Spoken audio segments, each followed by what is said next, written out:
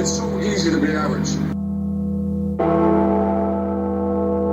It takes a little something to be special, doesn't it?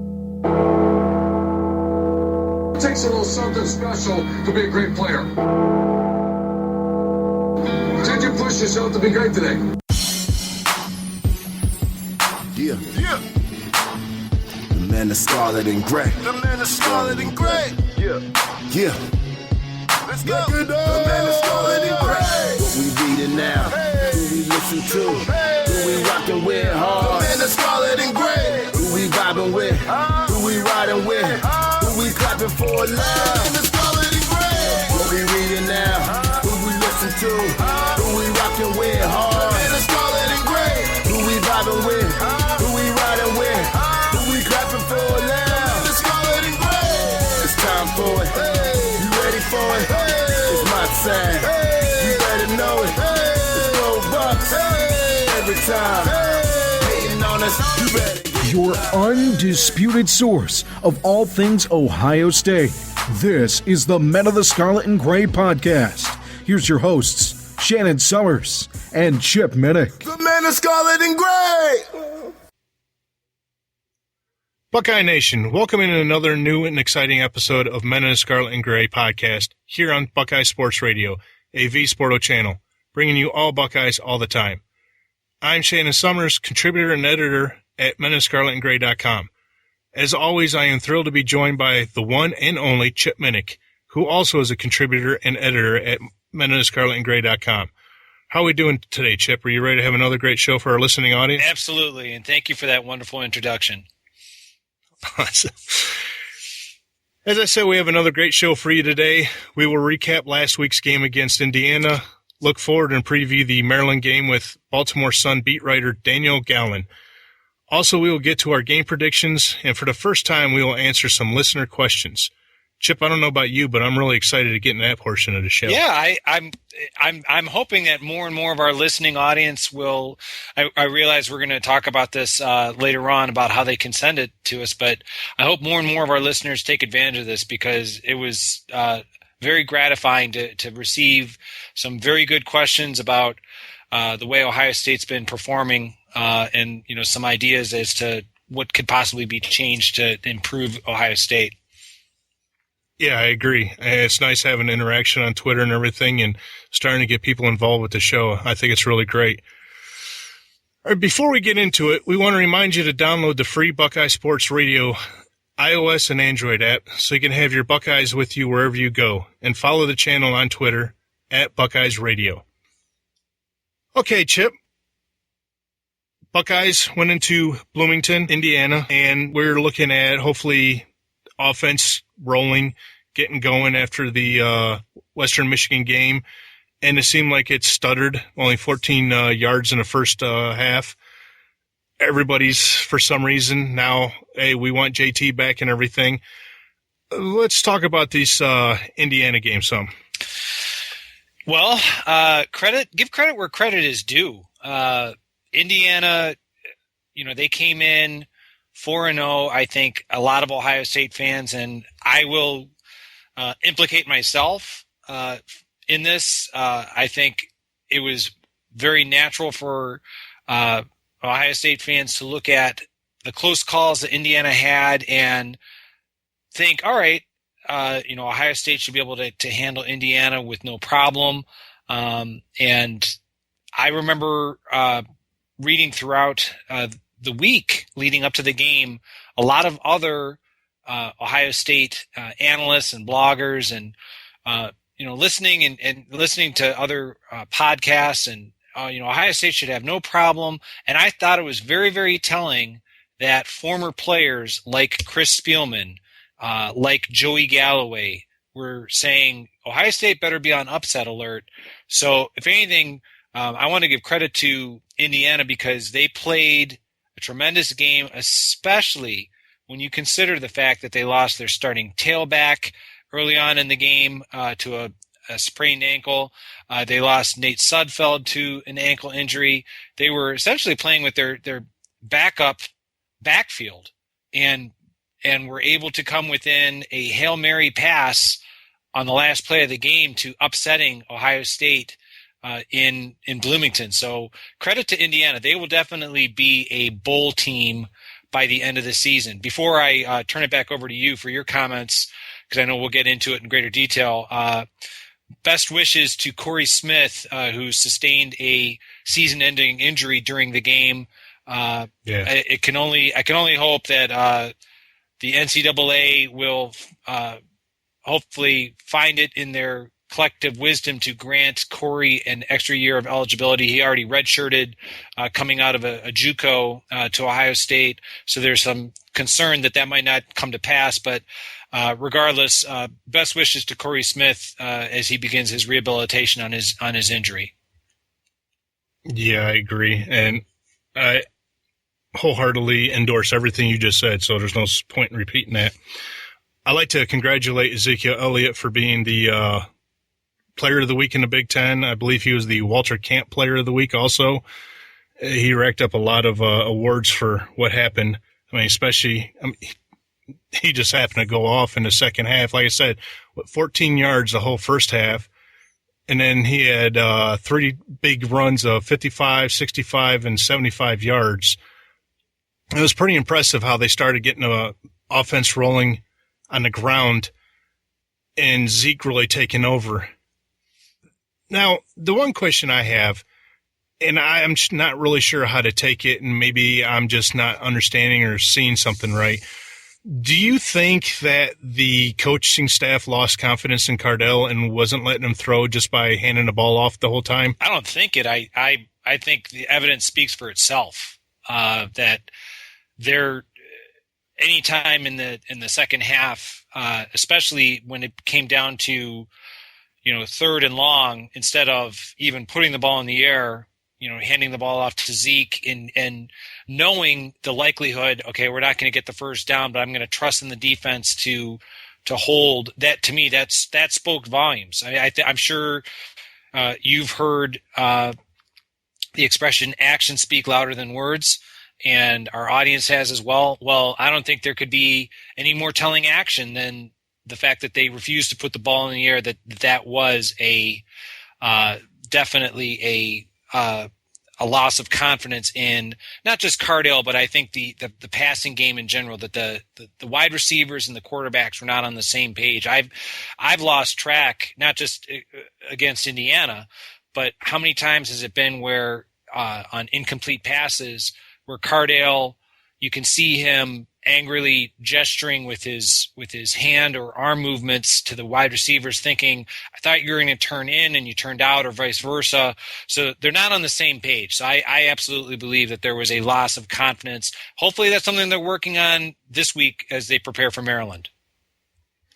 Well, and I'm trying to figure out how much of this comes down to the coaching staff not putting him in the proper situations in order to succeed. Or is it just, do you think it's Cardell himself? I simply believe that the reason I'm kind of sighing and stammering to how to put it, I think there's just the focus of the offense, that there's just a misunderstanding in terms of, well, what should we do and how should we go about doing it? And what I mean by that is they're putting Cardale in third and long situations, and we're going to get to these because some of the great questions that came about that we received from our audience is, I think, instead of running the ball on first down or even hitting a pass on first down, some of the passes or some of the plays that they're running on first down that wind up either 2nd and 10 or 2nd and 9,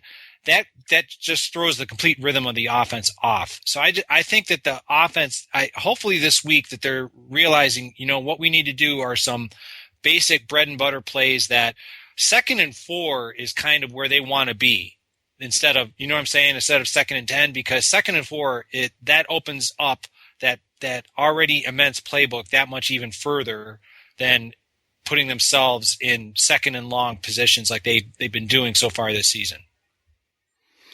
Yeah, it just, I don't know. Some of the things that were really bothering me about the game, I mean, you look, Cardell was 18 for 27, 245 yards.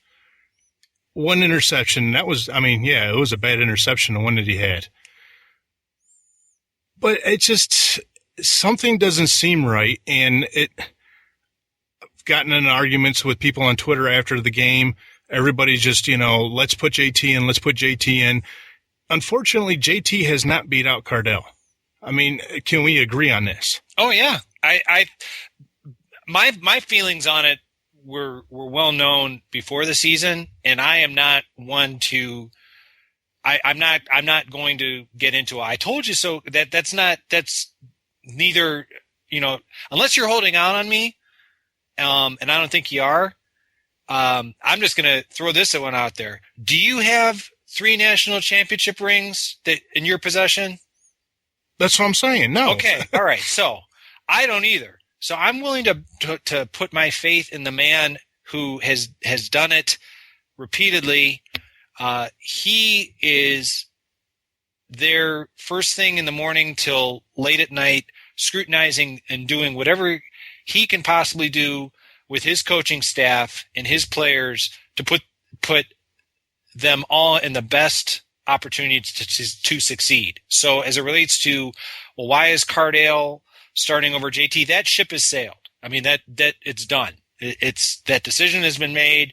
So now what it ultimately comes down to is what can we do offensively to not just Cardale, but the entire offense, make it flow much better than it has for these first 5 games of the season. Because a few weeks ago, and I said this on the podcast, and I'll just repeat it just to remind our audience, before the Western Michigan game, I said there are 3 games coming up: Western Michigan, Indiana, and Maryland, where Ohio State, these are great opportunities to get the offense running at its best, because with Penn State on the horizon, I'm not going to take shots at Rutgers, but those are some defensive teams that are, I guess you could say, statistically better than who Ohio State's played so far. So we're at that final opportunity to really kind of figure out what clicks for the offense and what does not.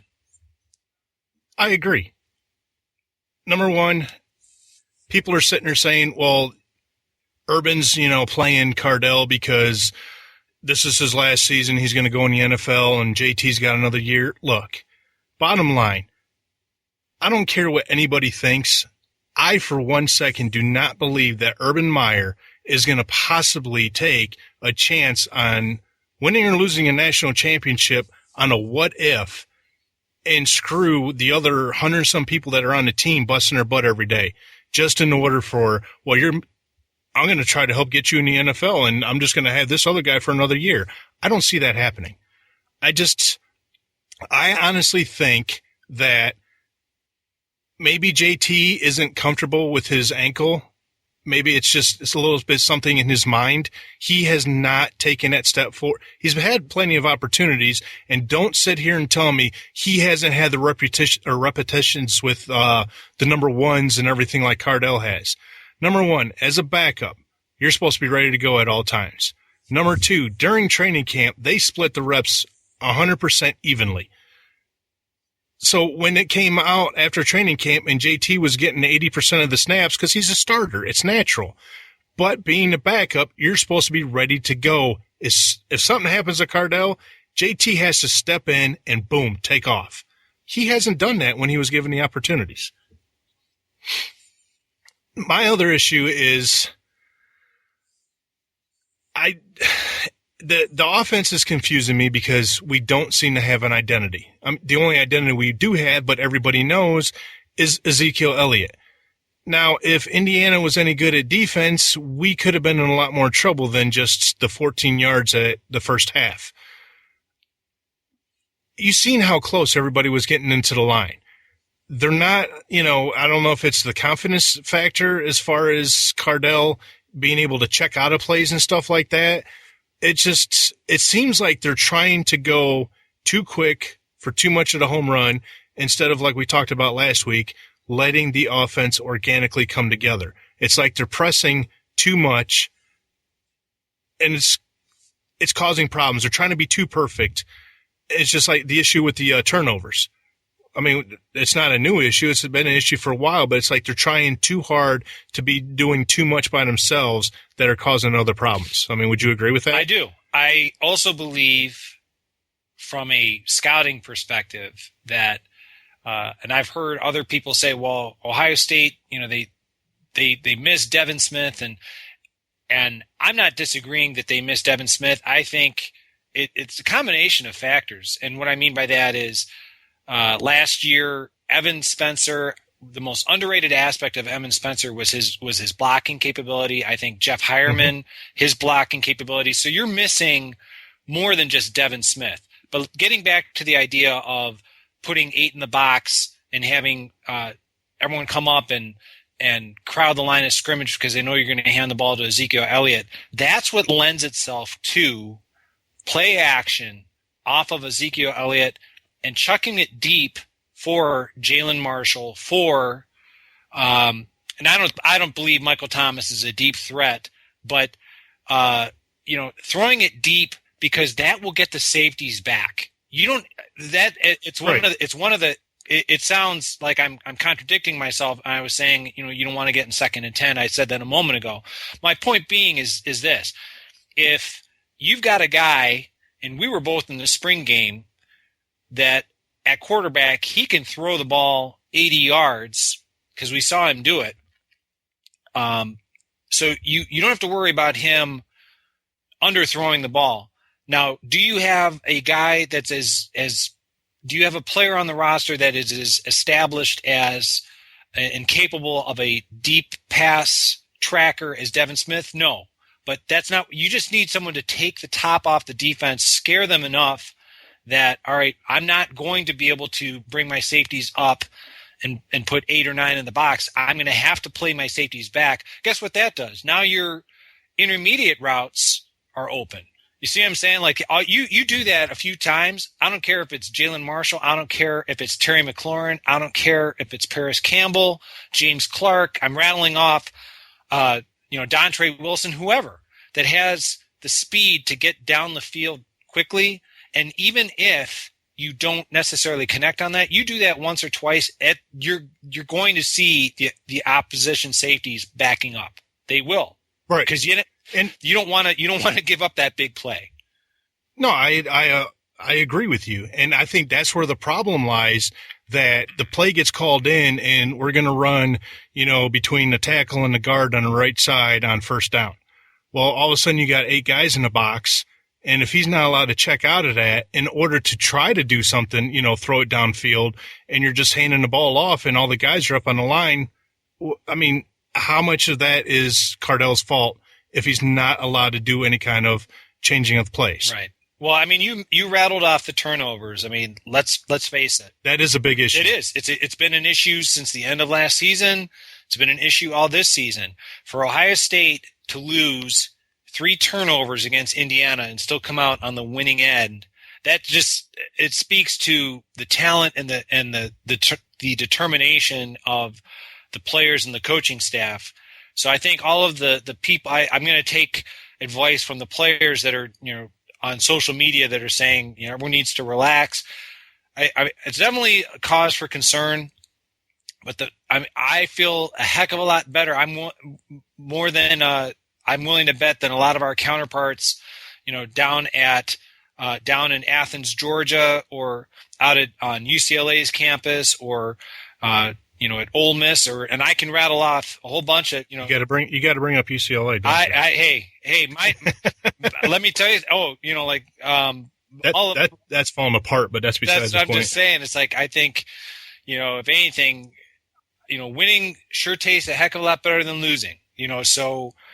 I am not going to badmouth any kind of a win.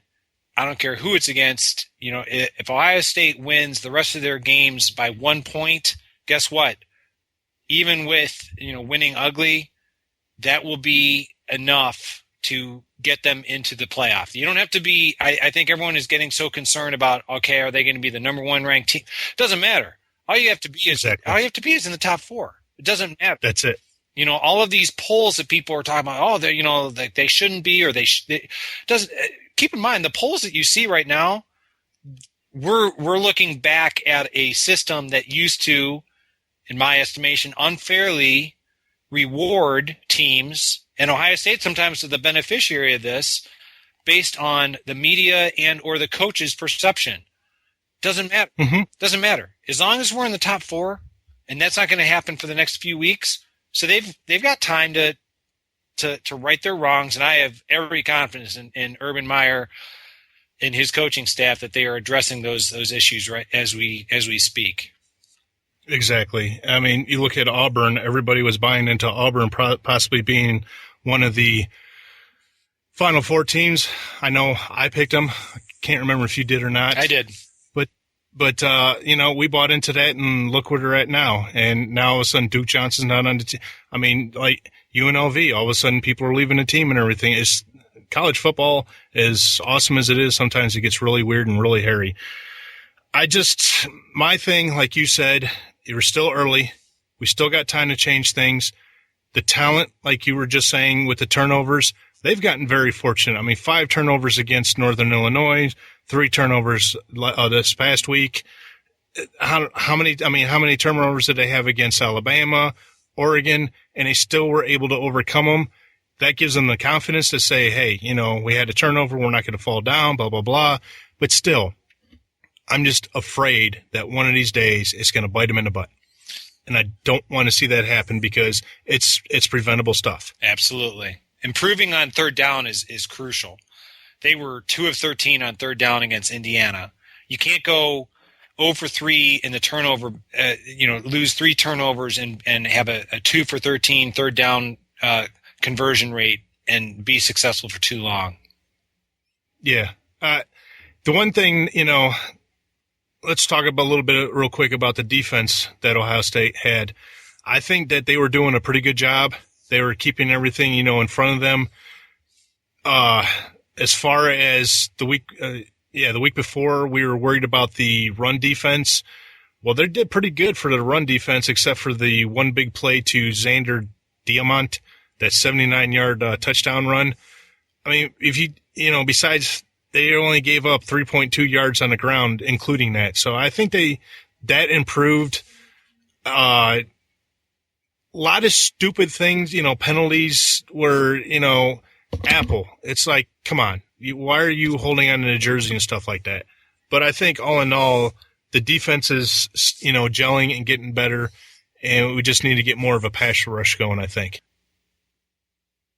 You are listening to Men in the Scarlet and Gray podcast on Buckeye Sports Radio.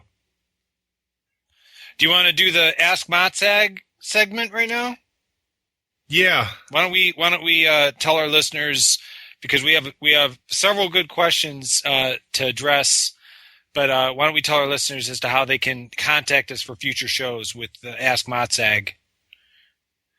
Yeah, I know we tried it last year. It didn't work out so well, but this year, just for the heck of it, I know we've had a lot of interaction on Twitter, which we really do enjoy. And so I just threw out yesterday, for the heck of it, to see hashtag Ask Motzag. That's hashtag Ask MOTSAG. Or we set up a email, askmotzag@motzag.com. And, send us your questions, and we'll be more than happy to read them and try to give you the best answer that we feel. And, we could discuss more after you guys listen to stuff. We did have, let me see here, 3 questions, I believe. Because we had from our loyal fan, Elizabeth, who's on Twitter at OSUGirl47, the very first question, and we were talking about this, so I want to give credit where credit is due. She's obviously seeing the same thing that we are and frustrated in the same way that we are when she said, the very first question that she had was, why have we inserted so many offensive plays that go laterally, particularly on first down? Because once that first down play goes for nothing or close to it, we're limited with options for second and long. And my response to that is, I not only agree, I think if anything, What I would hope is, Ezekiel Elliott in the second half, we're giving credit to him for, his tremendous game, and credit goes where credit is due. I think the idea of faking the ball to Elliott, faking the ball to someone running laterally, and this could be Braxton Miller, it could be Jalen Marshall, it could be Curtis Samuel. I mean, I'm just rattling off names, but that's right. Where, getting back to, and this is more for, to answer Elizabeth's question, this is where what I said a couple moments ago, that deep pass, I'm saying, like the idea of, all right, if we're not going to run the ball with Ezekiel Elliott, and instead of running it laterally, that's where that play action and hitting the ball deep, the opportunity to do that on first down, because I agree with Elizabeth, running the ball laterally, Braxton Miller got nailed for a huge loss. And Urban Meyer even admitted that was his mistake. He's so desperate to try and incorporate Braxton Miller into the offense. Instead of running that play laterally, establish the north and south running game first and foremost, or at least the play action that I've been talking about on the deep passes. That's going to open up everything, that lateral game. Yeah, I agree. Before I get into our other question here, I'd like to thank Elizabeth, and she's one of our biggest fans. Absolutely. Always love talking to her. Absolutely. Love talking to her on Twitter, and after she listens to our show, gives us notes and her thoughts and everything. I think it's awesome. I had the privilege of meeting her and Gio, our other question, at the spring game this past year, and it was pretty cool. Gio, who's Ray fans, Gio, also a huge Ohio State fan. He wants to know, do you think an undefeated Buckeye team versus 1 or 2 loss LSU team could affect the Heisman race? I don't think so. I think what it's going to come down to at the end of the day is if you have the stats kind of the same between, like, say, a Chubb, Nick Chubb, or what's his name from LSU? Fournette. Yeah, Fournette. I was afraid I was going to pronounce it wrong.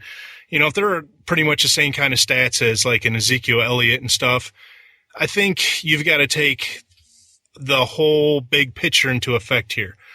Like, I was listening to Bill King the other day, and I was laughing because he said that right now he feels that Fournette is the leader for the Heisman. Well, I joked around and was reaching out to our friend Joe Dexter over there for Script, Ohio, and the Buckeye Battle Cry. And I says, hey, Bill King's over here saying that Fournette's better than Zeke. All of a sudden, he, sent me this big, huge, long message, which I passed on to Bill. And, Bill answered me back and it's like, yeah, you're kind of right. I see your points. Number one, Zeke, better blocker. That's a big thing. You can't really take into consideration what he did last year as far as the 3 games at the end of the season, but you see the capability there. I don't think that Ohio State's used him as, because of the Big Ten season coming up, like they're wanting to use him now, and Urban Meyer's come out and said that we're saving him for the Big Ten season. But I think you're going to look at the defenses that they played against, and I think right now you're going against Penn State, Michigan State, and Michigan. So, those are 3 of the top defenses, and I think you might have one really top defense in the SEC. So I think that's going to play a big role into it. So if everybody stays on track, I think Zeke will definitely pull it out based on that. And don't forget, and this is something that, as somebody kind of that is used to the idea that in the past, the Heisman voting was always, well before before that first weekend in December, and ever since the advent of conference championships came about, those are becoming more and more involved in the analysis, as well as the fact that since Heisman voting can be electronic, people have more and more time to make up their minds. So I think, depending on the success that Ohio State has, and I guess to Gio's question, the idea of if Ohio State is undefeated and LSU maybe they're not involved in that SEC championship game. I think the opportunity to impress is going to be there for Ezekiel Elliott. To as you mentioned, we have some very big games coming up, the meat of the schedule, and this is something I've been saying all along. November is going to be truly is going to be, pardon the pun, a grind for Ohio State with the caliber of opponents that they have, either in Ohio Stadium or on the road, is something that is going to be a showcase opportunity for Ezekiel Elliott and Ohio State in that Heisman race. Some other questions that Elizabeth submitted, just to kind of quickly cover these, and we've kind of talked about them indirectly. The idea of to paraphrase some of the things that Elizabeth asked. Urban changed the blocking scheme, and we had tremendous success running the ball second half at IU. Why, after a week of studying how the blocking scheme needs to work, does it take an entire half of football to make that adjustment? I think that's something that, and I can understand the irritation that is coming through in that question. I think that's something that going forward, it's not going to take a half. If it takes a half, we've kind of touched on it. I don't see Ohio State staying undefeated. The caliber of opponents is going to ratchet up as the Big Ten season progresses. They can't possibly be doing that. We already talked about this question, but another question was, if Cardale is to remain the starter, what types of pass plays directed downfield can be utilized to get him more comfortable with timing along with such young receivers? I think that's something that they're working on. I think that the play action, I think trying to figure out who within that stable of young receivers, and I rattled them off before, but they don't have a Devin Smith, but they've got guys that can stretch the field. Terry McLaurin, James Clark, Dontre Wilson, Paris Campbell, they all have speed to burn. So I think that they need to figure out on play action who can stretch that field to allow the deep ball. I think the next couple questions that Elizabeth submitted, the idea of why in the world isn't Ohio State creating plays for Michael Thomas to get more receptions as a possession receiver? We're missing the boat, that old 8 to 10 yard out pattern, for Michael Thomas. I think that's something that they're going to Michael Thomas. I don't believe he's a speed guy. I agree with Elizabeth. I think he's more of a possession receiver. He's a physical guy. He's 6'3". I think, we're going to be talking about Maryland. The idea that maybe Will Likely, who's a tremendous corner, but he's 5'7". I think Michael Thomas, just not only the height, but I just think that the physical nature of the game that he brings, I think that's going to be a matchup to watch. So I wouldn't be surprised if Michael Thomas gets more targets. And lastly, the last question that I saw Elizabeth submitted, is Nick Vanette not a good receiving tight end? He's another possession option. I think that's more of a result of we touched on the idea of the 8 in the box, kind of clogging up that intermediate route. I think the more play action off of faking it to Ezekiel Elliott, going deep, maybe you connect it, maybe you don't, but getting those safeties to play back, I think that will open up opportunities for Nick Vanette. So I want to compliment both Elizabeth and Gio for the tremendous questions that they've submitted, because these are things that obviously that they're not only that they are both seeing respectively, but in terms of these are some of the things that have irritated me as well when I'm watching it at home. Oh yeah, definitely. I just want to touch on one thing. I thought after the Virginia Tech game, the way Michael Thomas was playing and the way he was burnt, he did a nice burn on Fuller. I thought I was going to – he's playing decent. Don't get me wrong. I'm not trying to put the kid down at all. I don't have that talent, so I'm not going to – you know what I'm saying? But the way he was burning Kendall Fuller in that game, I was like, all right, he's really going to take a step up and just start really burning everybody. But then all of a sudden you hear Fuller had or I think he might have had a surgery during the offseason. Now he's out for the year with another surgery. I just got done talking to Dwight the other day about it. So, it's kind of, changes your, aspect a little bit. I think the biggest thing is the wide receivers need to do more in order to get some separation and get themselves open. And Cardell needs to start obviously hitting his targets. I mean, something's got to change, and we definitely got to be getting better, and I'm hoping we're heading that direction. You are listening to Men in the Scarlet and Gray podcast on Buckeye Sports Radio. Okay, we'd like to welcome to the show Daniel Gallen from Baltimore Sun. Talked about the Maryland Terrapins. I'll let Chip go ahead and start it off and ask his questions. Well, the first question I have, Daniel, is Ohio State has had questions about its quarterback play this season, but Maryland is having challenges of its own at the quarterback position. Can you elaborate on what the problems Maryland is having at this position for our audience? Sure thing. Well, it's kind of a funny juxtaposition when you look at kind of how Ohio State is and how Maryland is. I know much is made about Ohio State having their three quarterbacks in fall camp, and Maryland had the same. Main difference is Maryland hasn't really gotten anything out of their quarterbacks. The quarterback on Saturday, it's going to be a game time decision between Dax Garman, Caleb Rowe, or Perry Hill. Hill's won the job out of camp and wasn't spectacular in the first two games, but wasn't bad. Just didn't seem that decisive. Wasn't throwing the ball downfield.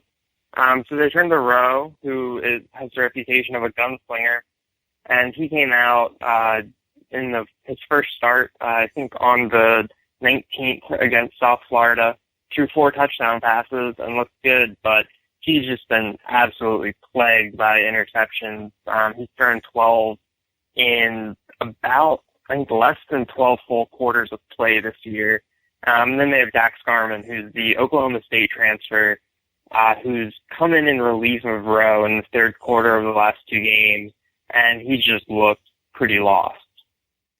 Do you have a guess? I realize that Coach Edsel's kind of keeping it close to the vest, but if you had to hazard a guess on who is going to get the starting nod against Ohio State, do you have an idea? Do you think it'll be do you think Rowe, he's going to go back to Rowe, or what do you think? I think I'm leaning towards Perry Hill. I don't really understand. Like, I can't really see them going back to Rowe. Honestly, I was kind of surprised they went back to him for the Michigan game after how he looked against West Virginia.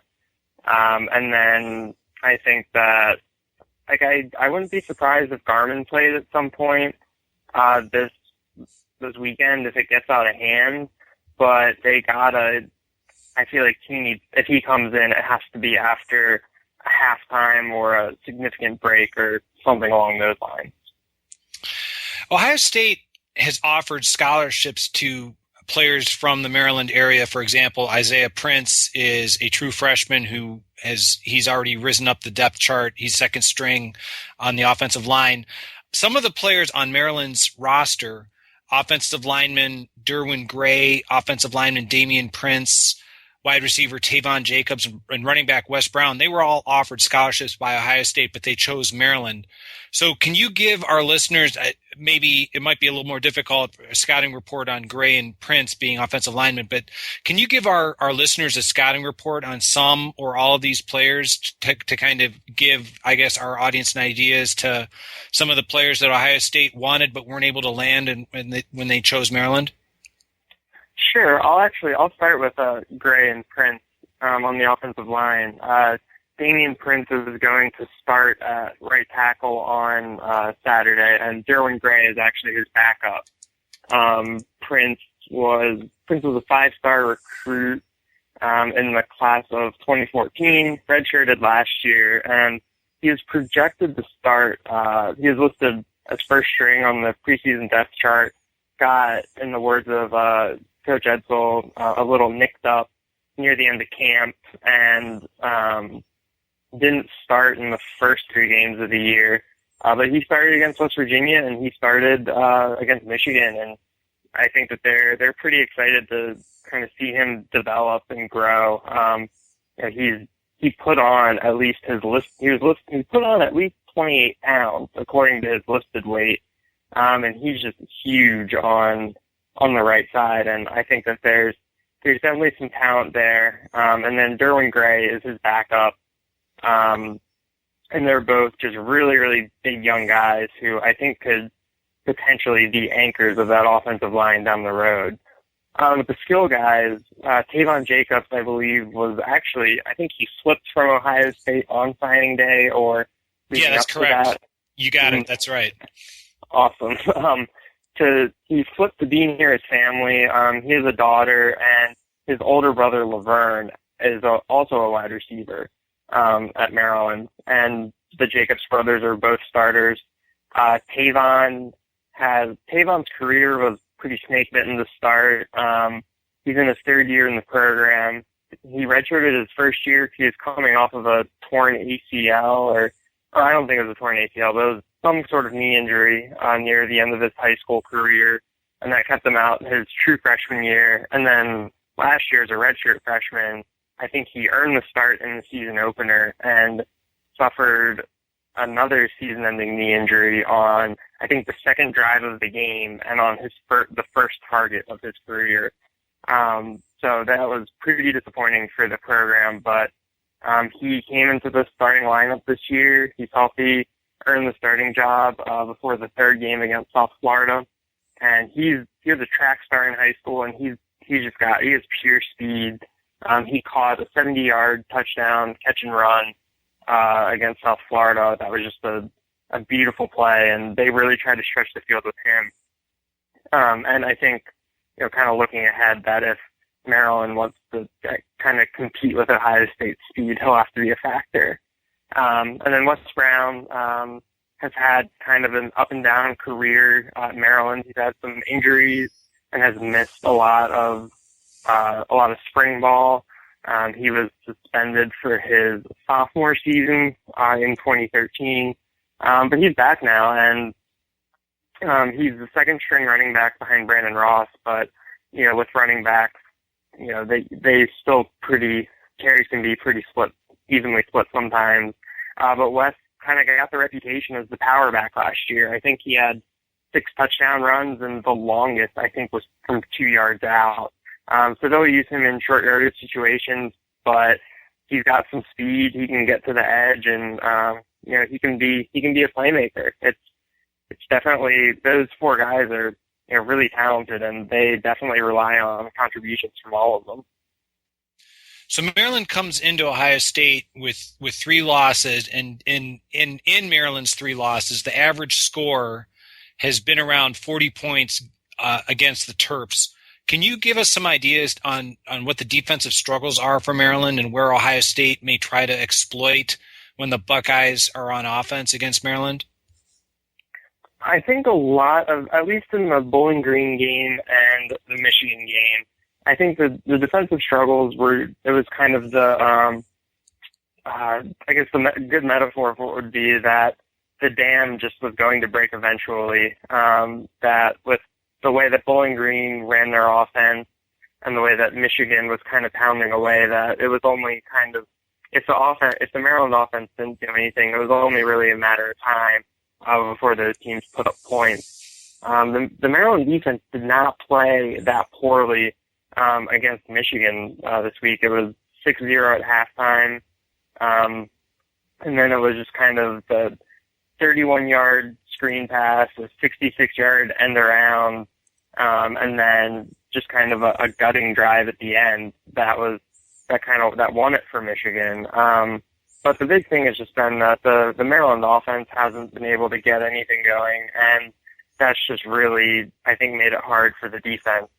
The Maryland offense was 1 of 18 on third down against Michigan. I think, they punted 13 times, and there was just not really a chance for the defense to catch its breath.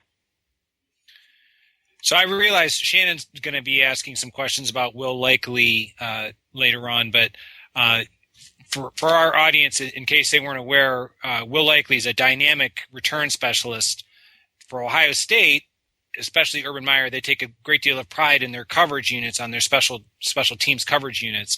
So do you anticipate Urban Meyer avoiding punting to Likely because he's demonstrated his explosive return abilities on punt returns with a couple return for touchdown this season?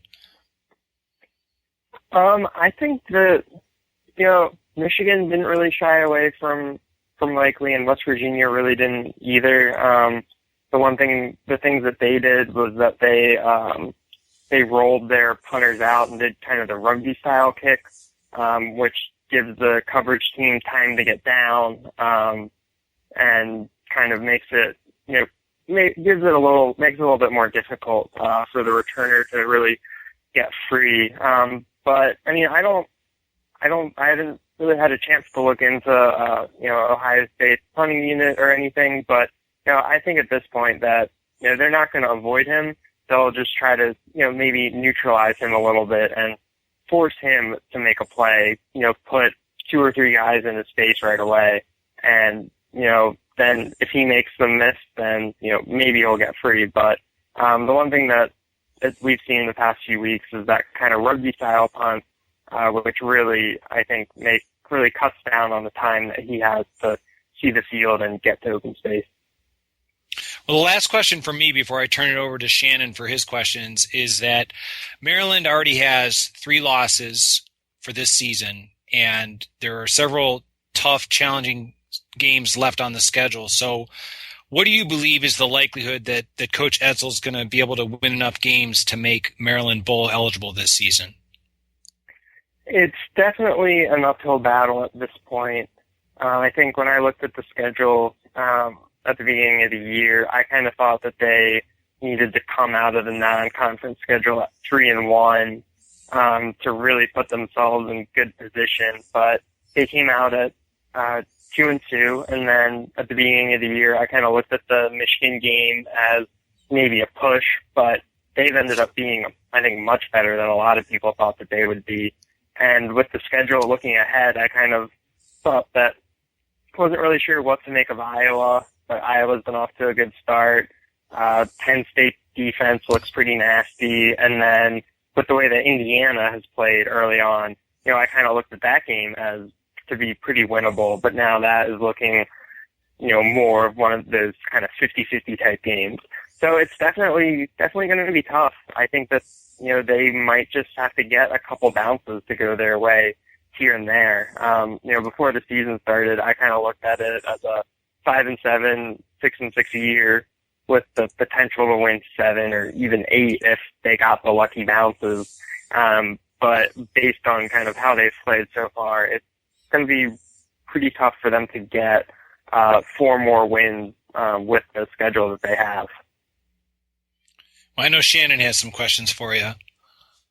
Thanks a lot, Chip. Thank you. With Maryland's rushing attack averaging 5.1 yards a carry this season, the Buckeyes, their run defense at times has shown some vulnerabilities. Do you feel the Terps might be able to open up some lanes for Brandon Ross and company to eat up the clock and possibly bust in 1 or 2 large gains, maybe even some touchdowns? I think that's definitely a possibility. The offensive line really bulked up in the off season. Something that they've talked about a lot. I think that if you go by the average listed weight, I think that the Maryland offensive line is the second heaviest in the Big Ten behind Wisconsin. And I think it showed in some of their games early on. Brandon Ross is really shifty, and he does have that big play ability. He would have had a 56-yard touchdown run against West Virginia, but he got tripped up at the last minute and fumbled the ball out the back of the end zone.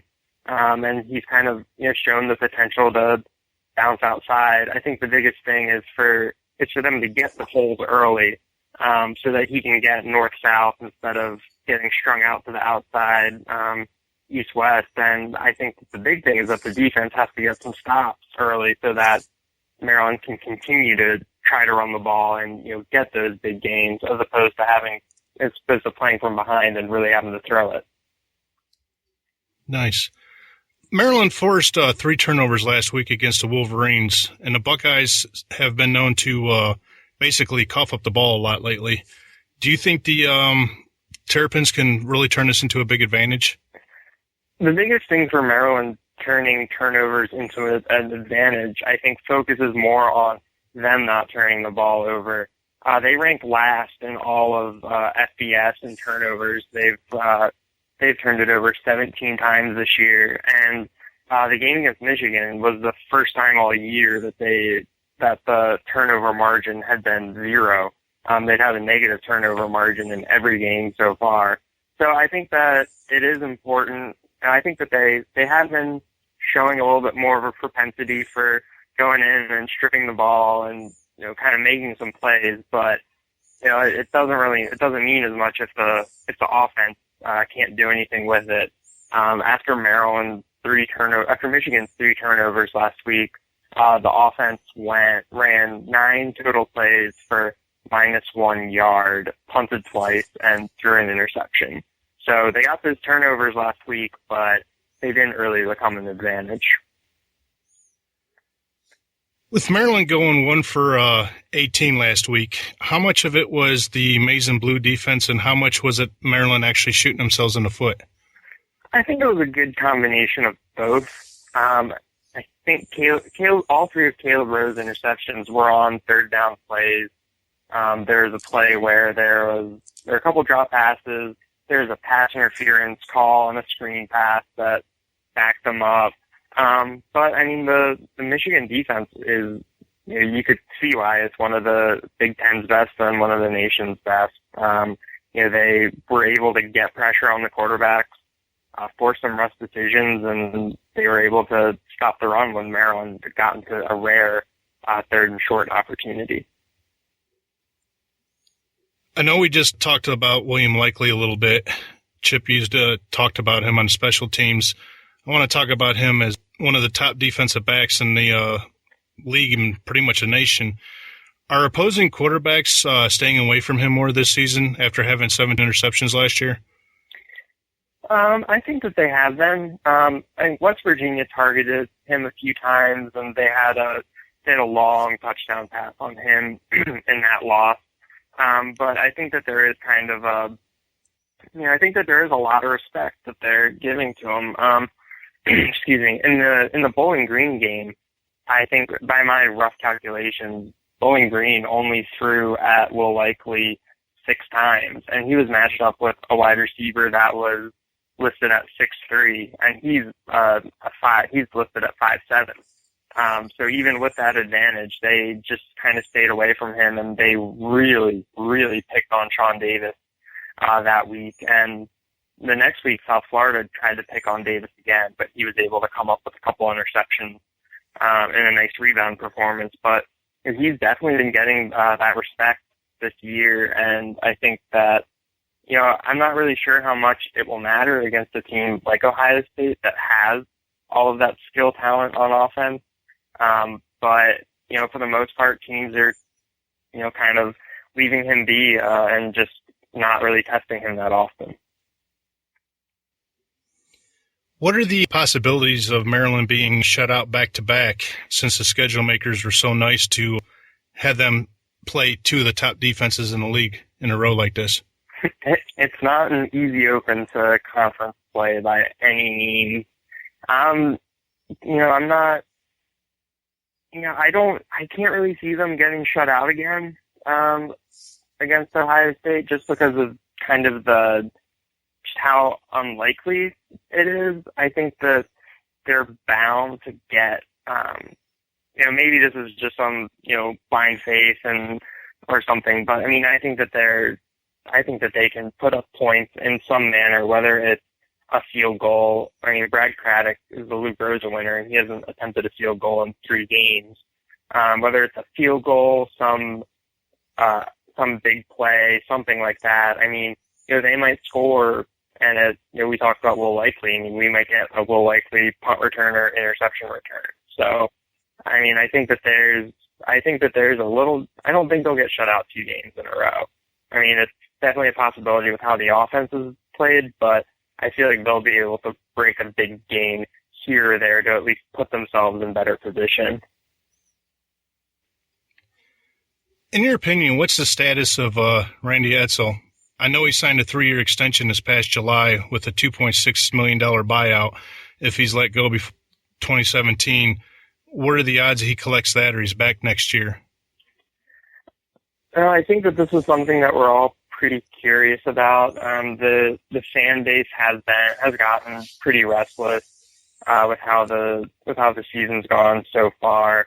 And I think a bigger part of it isn't necessarily that they're 2-3, but it's that they're 2-3 with a non-competitive loss to a rival in West Virginia, a fourth quarter collapse against Bowling Green, and then a listless offensive performance against Michigan. I mean, that they really haven't had a close loss this year. So I think that there is some unrest.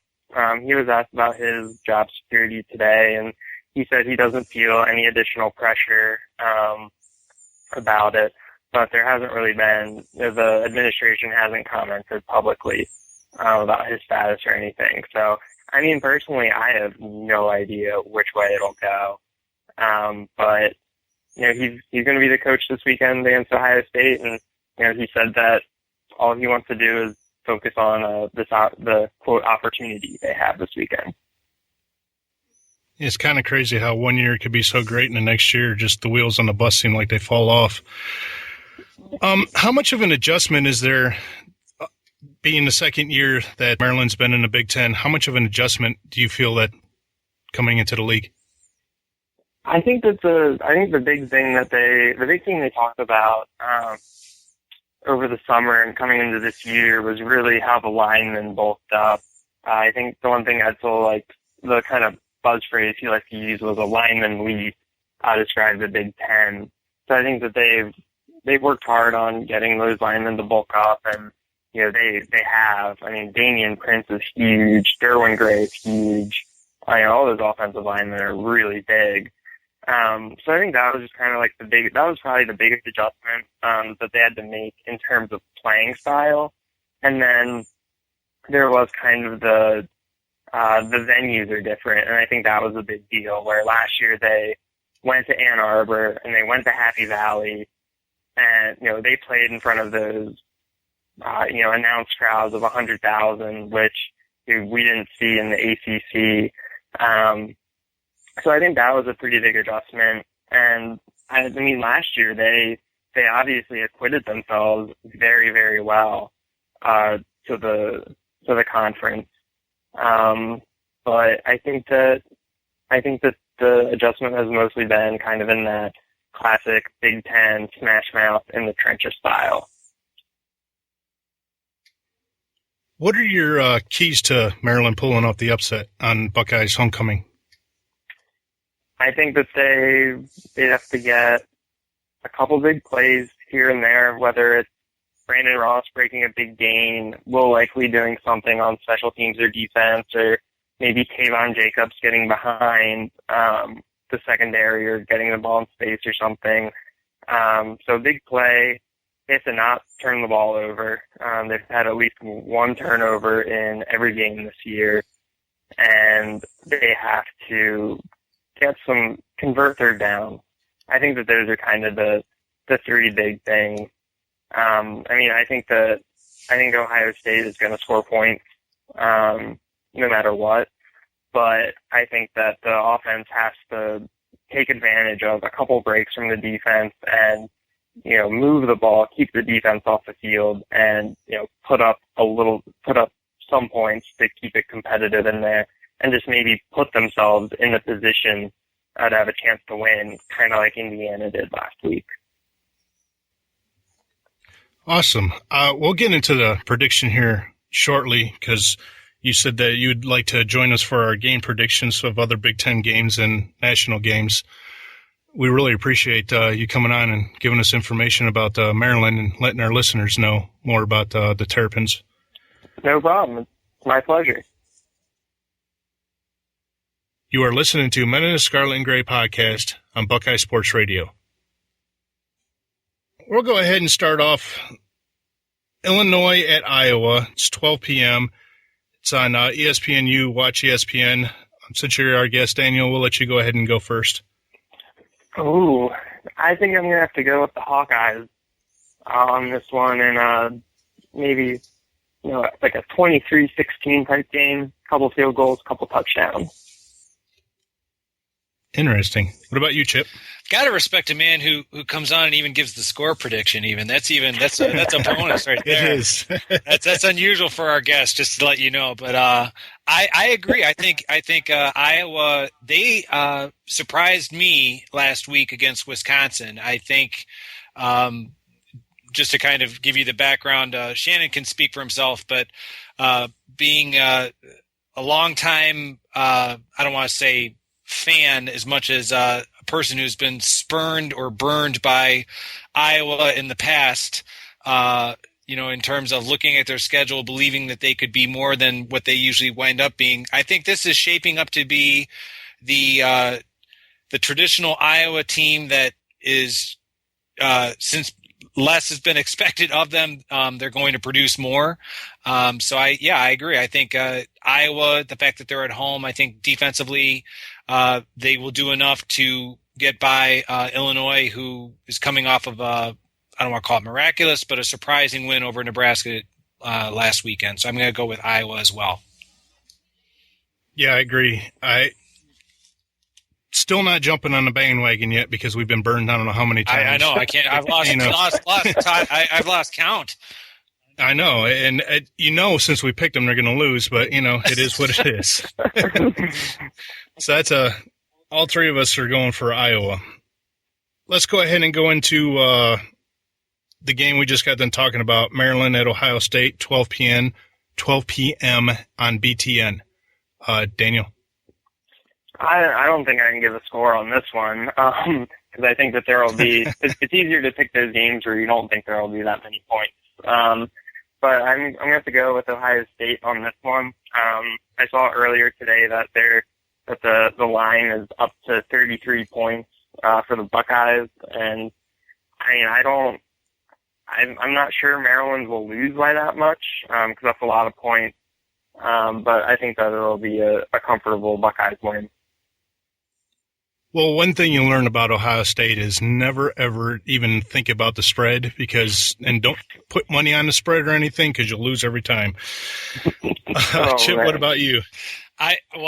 You know full well that I agree that I think placing money on Ohio State to cover the spread, I think you're basically throwing your money away. I mean, this is not something that's not just associated to this team. This goes back, through the Trussell years, as I recall. So I like Ohio State. I think just from a scouting perspective, I think Ohio State, they're still trying to figure out what it is that they want to do offensively, and I think that this is the type of game that with Maryland coming in, I think they discovered last week against Indiana, we're just going to pound the ball with Ezekiel Elliott, and hopefully that's going to open up everything else that's associated with the Ohio State offense. So I like Ohio State to hopefully let's say that they can get some of their backups in, so they don't have to keep Ezekiel Elliott, in the game, late into the second half like they did last week. Well, part of that too was Sammy was out with that's true. Back spasms. So that's true. Yeah, I'm going to go with Ohio State too, just with the problems that Maryland seems to be having on offense, which seems to be a lot more than what Ohio State is going through. I think, if I'm not mistaken, Maryland's 45% on completions for passes with 15 interceptions. So I'm going to go with Ohio State. Number 13, Northwestern, at number 18, that team up north in the outhouse, at 3:30 on BTN. What are your thoughts, Daniel? Oof, I think the easy prediction is to not expect that many points in this one. But I think I'll go Northwestern on the road. It's always scary to buy into a Northwestern team. I still remember watching that game in 2013 against Ohio State, where they had it and then they lost it and then they lost the entire season. But I don't think that'll happen with this year's Northwestern team. I think that defense will get to Rudock and really give him some issues. What about you, Chip? Well, we're gonna part ways here. on the predictions, but that's not a bad thing. I respect the logic behind your prediction. I just think there's something that up there in Ann Arbor. I think it's a definite sense of confidence. It's not overconfidence yet, but I think this is going to be.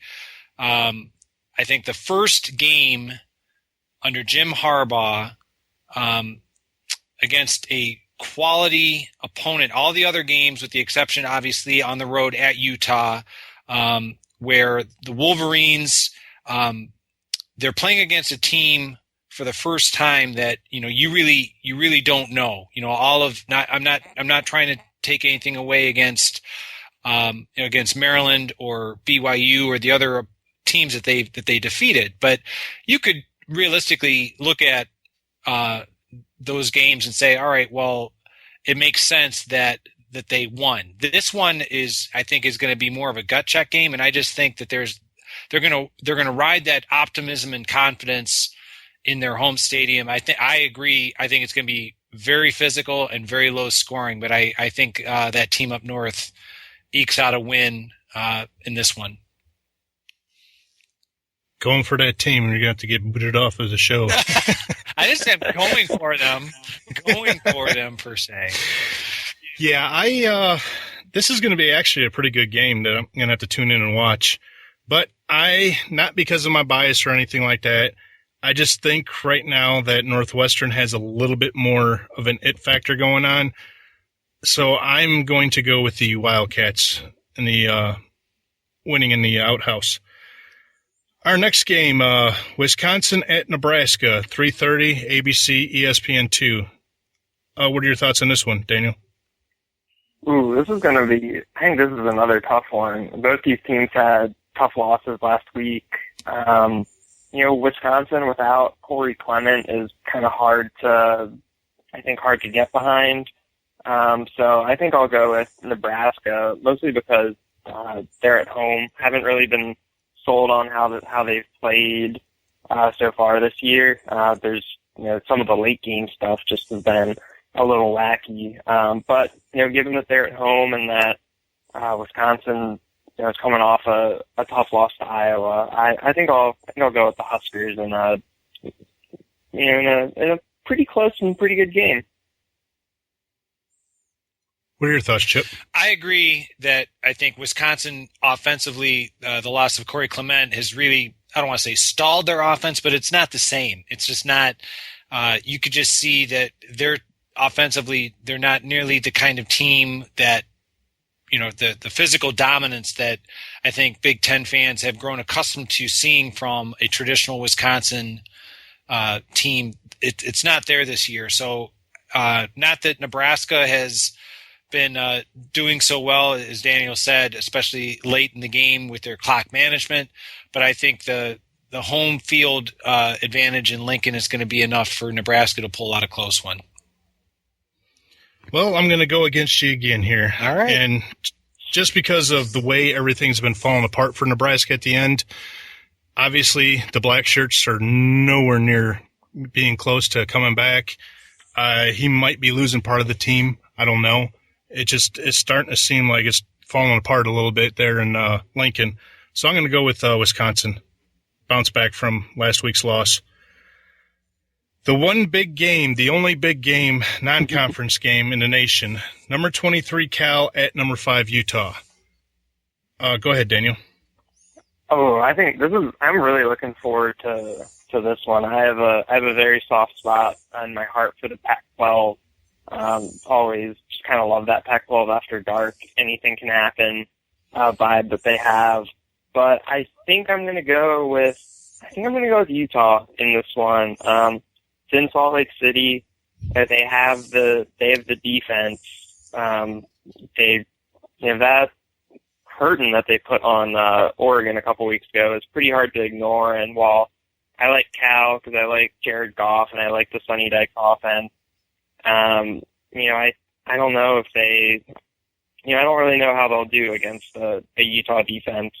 That's pretty good. But, Cal's forced a lot of turnovers this year, so I think that this thing could get out of hand pretty quickly in either direction, but I'm going to go with Utah. Chip? I'm going to go with Utah as well. I wish I could say that I have that soft spot in my heart for the Pac-12. It's more of the soft spot that I have for the Pac-12 is usually my bed because their games kick off so late, and trying to stay up till 1 or 2 in the morning on the East Coast time zone to see how they turn out. I usually have to just basically kind of see what like on the Watch ESPN app or the next day highlights to see how they turn out. But I do respect Kyle Whittingham as a defensive coach. I think they are very, very solid defensively. Jared Goff, as highly touted as he is, it's going to be something to see. Probably try and make it through at least the first half. That's, I guess, see what kind of stamina I have after a whole day of watching college football. But I like Utah here against Cal. All right. Again, I know it's my riverboat gambling here. Man, you might be pulling even or 6 below in something when this is all said and done in our prediction segment here. He's 3 behind me, Daniel, just to kind of. Yeah, 3 behind him so far in this season. Not bad.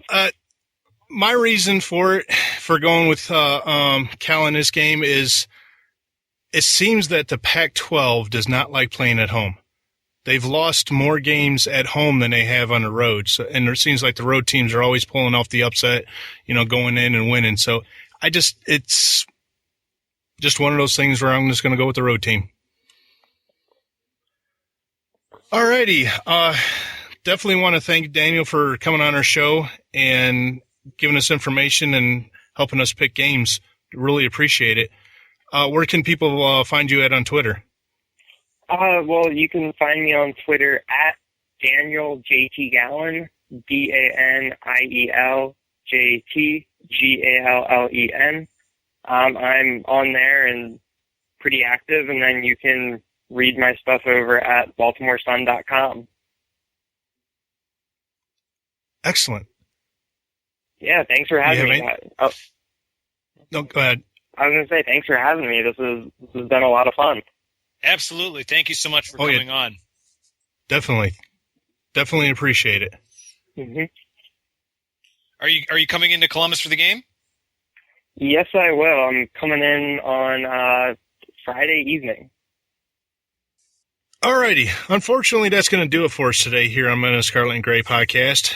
Can't believe how much our time flies when we get together and do this show, Chip. Always such a blast. I know, absolutely. I can't thank you enough for the great job hosting and lining up our tremendous guest with Daniel and keep those emails and those tweets coming in at Ask Motsag. We love the interaction with the audience. We're tremendously appreciative of our audience. Anything, suggestions as to what we can do to improve the podcast, we are certainly open to. We love doing it. We love the interaction with the fans. So please keep those interactions coming. We love being able to do it, whatever we can to improve the podcast. Well, I appreciate that, and you're 100% right. Definitely enjoy. I mean, we're doing this for everybody to enjoy. We're not just doing it for ourselves. We want to thank Daniel Gallen, beat writer for the Baltimore Sun. Really great talking about the Maryland Terrapins with him. You can follow Daniel on Twitter at DanielJT Gallen, Gallen. We also want to thank our listeners, as you just got done saying, for partaking in the show by submitting questions. If you have any questions, feel free to hit us up on Twitter using the hashtag @Motsag, MOTSAG, or email us at askmotsag@motsag.com. We truly do enjoy interacting with you guys. Always such a great time. You can listen and subscribe to our show on iTunes, Stitcher, SoundCloud, and guess where else now, Chip? I don't know. YouTube. Wow. I've got us on YouTube now. We're branching out. That's it. Just go into the search bar and enter in Men of the Scarlet and Gray, and you should be able to find us, and you could subscribe to our channel and everything. And don't forget, last but not least, Buckeye Sports Radio. Don't forget to follow Buckeye Sports Radio on Twitter at Buckeyes Radio. Chip, where can folks enjoy your work, and what's your Twitter handle? Well, you can look forward to a weekly column from me on menofthescarletandgray.com. I also have a personal blog. It's from the mind of Minnick at fromthemindofminnick.blogspot.com. And my Twitter handle is at Chip Minnick, MINNICH, as well as I also write periodically for athlonsports.com. Excellent, excellent. You can find mine along with our other talented writers on menofthescarletandgray.com. Now I'm a little bit behind, got a little sick yesterday, but I got to get our Big Ten power poll up and everything. I got some stuff getting ready to come out for knowitallfootball.com, and my Twitter, if you want to follow me, at SMSOMMERS84. You can follow the show on Twitter at Motsag Podcast and like us on Facebook. For Chip Minnick, I am Shannon Summers. Thank you for listening to Men of the Scarlet and Gray podcast on Buckeye Sports Radio, a V Sporto channel. Talk to you all next week. Oh, and guess who we're playing next week, Chip? Next week, we are playing Penn State. Guess who our guest is going to be? Are we having Mr. McGuire? Yes, we are. All right. The one and only Kevin McGuire. That's a podcast worth listening to anytime. Yes, it is. Definitely love talking with him. All right, so you guys have a great time, and talk to you guys next week. Go Bucks. Go Bucks.